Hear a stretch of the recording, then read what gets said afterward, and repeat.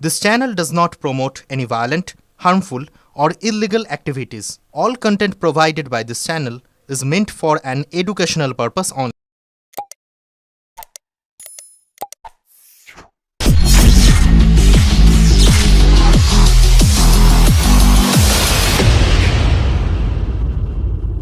রিসরাই STF এর অভিযান, পাকিস্তানি নাগরিক ওয়াহাব আলমের তৃতীয় স্থানীয় সহযোগী গ্রেপ্তার। হুগলির রিসরায় অভিযান চালিয়ে পাকিস্তানি নাগরিক ওয়াহাব আলমের কথিত আইএসআই যোগ মামলায় তৃতীয় স্থানীয় সহযোগীকে গ্রেপ্তার করল পশ্চিমবঙ্গ পুলিশের স্পেশাল টাস্ক ফোর্স। ধৃতের নাম জাফর শামস ওরফে শানি। বুধবার রিসরা থেকে তাকে গ্রেপ্তার করা হয়। পুলিশ সূত্রে জানা গিয়েছে, পূর্ব কলকাতার তপসিয়ার বাসিন্দা সানি ওয়াহাব আলম গ্রেপ্তারের পর থেকেই পলাতক ছিল। তদন্তকারীদের দাবি, ওয়াহাব আলমের কথিত গোপন নেটওয়ার্কে সানির ভূমিকা ছিল বলে সন্দেহ করা হচ্ছে।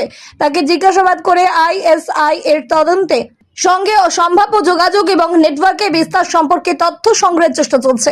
এর আগে এই মামলায় ওয়াহাব আলমের দুই সহযোগী মোহাম্মদ ইজাজ এবং ইমরান হোসেনকে তপসিয়া এলাকা থেকে গ্রেপ্তার করেছিল এসটিএফ।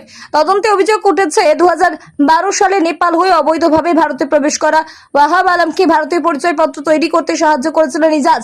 এসটিএফ জানিয়েছে, ওয়াহাব আলম, ইজাজ এবং ইমরানকে জিজ্ঞাসাবাদের সময় শানির বিষয়ে গুরুত্বপূর্ণ তথ্য পাওয়া যায়। সেই সূত্র ধরেই রিসরায় অভিযান চালিয়ে তাকে গ্রেপ্তার করা হয়। অন্যদিকে 14ই আগস্ট কোচবিহার সাহেবগঞ্জ সীমান্ত এলাকা থেকে আরো 3 সন্দেহভাজনকে গ্রেপ্তার করা হয়। তাদের নাম রশিদুল হক, নূর, নাসিরউদ্দিন আলী এবং শফিকুল ইসলাম। তারা ভারতীয় নাগরিক বলে জানা গিয়েছে। এদিকে জাতীয় তদন্তকারী সংস্থা এনআইএ এই মামলা তদন্তে আগ্রহ দেখিয়েছে। এসটিএফ এর তদন্তে ওয়াহাব আলমের সঙ্গে পাকিস্তানের গোয়েন্দা সংস্থা আইএসআই এর কথিত যোগাযোগের বিষয়টি সামনে আসার পর এনআইএ তদন্তের অগ্রগতি সংক্রান্ত তথ্য চেয়েছে। প্রয়োজনে ওয়াহাব আলম, ইজাজ, ইমরান এবং অন্যান্য ধৃতদেরও জিজ্ঞাসাবাদ করতে পারে এনআইএ। মামলা তদন্ত এখনো চলছে। ব্যুরো রিপোর্ট, আমার কলকাতা নিউজ।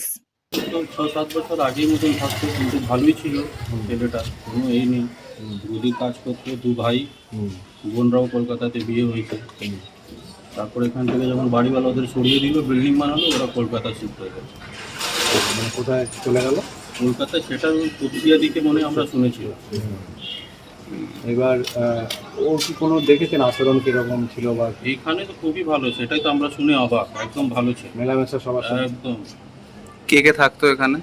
মা, বাবা, বোন সবাই থাকতো। কি করতো এখানে যখন থাকতো কাজ?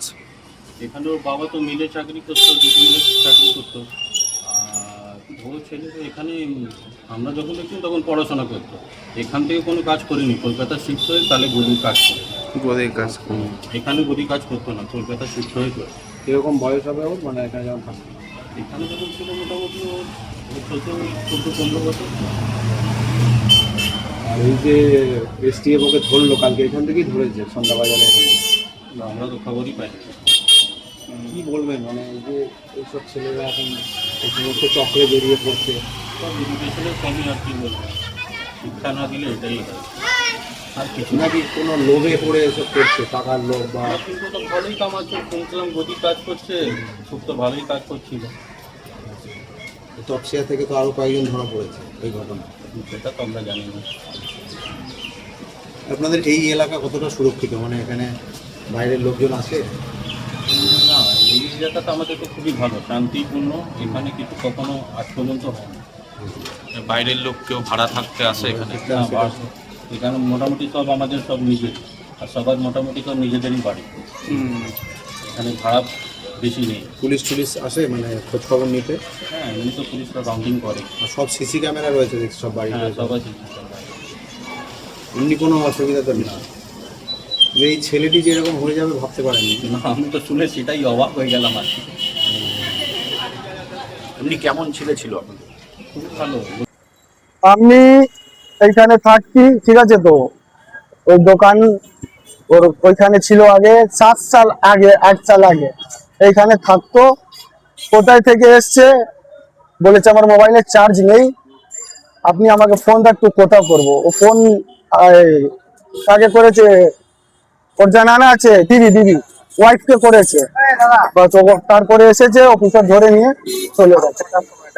রাত কালকে 11টা 2, 11:10 এরকমই হচ্ছিল। হ্যাঁ, না দোকান বন্ধ থাকে। আমি তো এখানে থাকি, আমার বাড়ি এইখানে, ও আছে এখানে জল খেতে গেছিল, বাস ওইখানে ধরে পরে নিয়ে চলে গেল। পুলিশ দেখলাম না, পুলিশ কোটা ছিল, আমি চলে গেছিলাম ভেতরে, তারপরে চলে আসলাম। হ্যাঁ ওই 5-10 মিনিট, বাস 5-10 মিনিট, অনেকদিন পরে এসছে। কে? না না, ওর সঙ্গে চিনা চিনা না, এমনি বন্ধু আছে, অনেক বন্ধু আছে, ওর সঙ্গে কি চিনা চেনা থাকবে। ও পার্স বিক্রি করতাম আগে, অনেক দিন আগে লিঙ্ক ছিল, কোথায় থেকে এসছে জানি না আমি, কি করেছে আমার নিজেই মাথা খারাপ হচ্ছে সত্যি। ও তো ওই পাকিস্তানি যে চর ধরা পড়েছে ওর সঙ্গে লিঙ্ক আছে। হ্যাঁ ধরে যায়। হ্যাঁ, এত বড় তেরা ভূত তোমরা। জানতে না, এটা জানতে আমি কিছু জানি না, না। তোমাকে পুলিশ কি বলে যে ফোনে আমাকে কেন বলবো? আমি তো কিছু করি চেক করে না। না না না, ওর মধ্যে কিছু থাকলেই তো করবে। কি সর, না না, সে আমার মোবাইলে থাকলে কিছু করবে, যদি না থাকলে কেন কিছু করবে? ও বলেছে বাচ্চাকে ভালো করে রাখবে, আমার বিবিকে ভালো করে ছোট বাচ্চা আছে তোর, ও বলছে আমার বাচ্চাকে ভালো করে রাখবি, বাস এটাই কথা হয়েছে, আর কিছু। ওর বিবি বলছি তো, হ্যাঁ বিবি। ও কথা বলতে বলতে কি পুলিশ চুপ হয়ে গেল? কথা বলতে বলতে না, কথা বলে মোবাইল দিল আমাকে, জল খেতে গেছে, বাস পুলিশ ধরে নিয়ে চলে গেছে। মানে এই গলি থেকে হ্যাঁ হ্যাঁ।